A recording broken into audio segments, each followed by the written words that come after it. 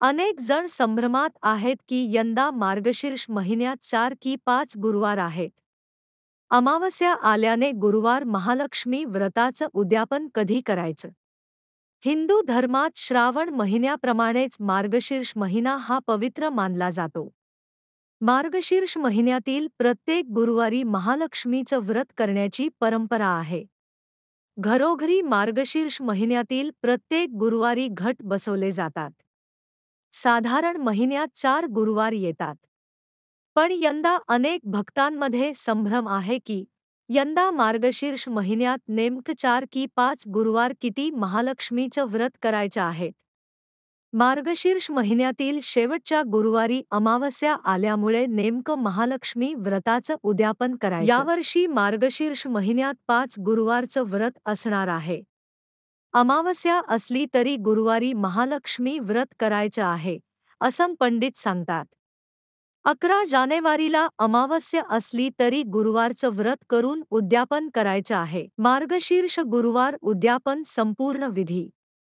मार्गशीर्ष महिन्यातील 4 गुरुवारी महालक्ष्मी व्रताची मांडणी करून पूजा केली जाते.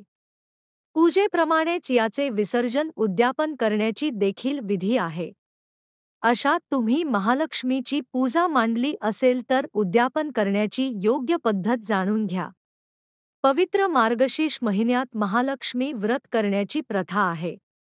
मार्गशीर्ष महिन्यातील शेवटचा गुरुवार आल्यावर त्या दिवशी सुवासिनी महिला हळदी कुंकवाचा कार्यक्रम करून लक्ष्मीच्या स्वरूपातील स्त्रीचा आदर करतात.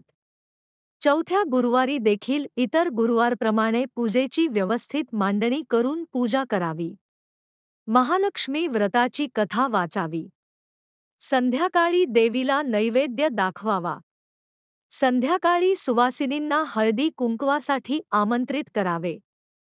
त्यांना देवी स्वरूप मानून स्वागत व आदर करावे. सुवासिनींना देवी स्वरूप समजून त्यांची पूजा करावी. त्यांना फळे द्यावी. तसेच फुलं, गजरा, महालक्ष्मी व्रताची पुस्तक, एखादी भेटवस्तू द्यावी. त्यांची ओटी भरावी. त्यांना भावपूर्ण नमस्कार करावा.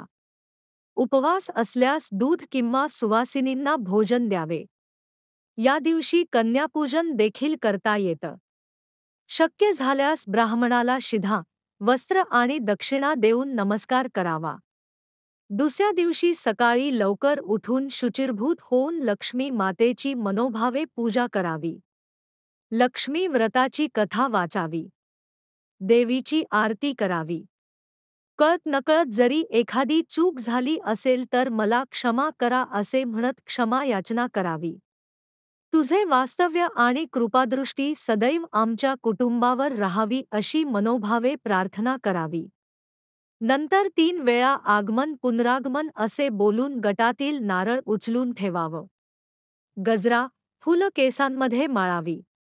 दुर्वा नारळ वाहत्या पाण्यामध्ये विसर्जित करावे. सुपारी, नारळ आहारात वापरता येतं.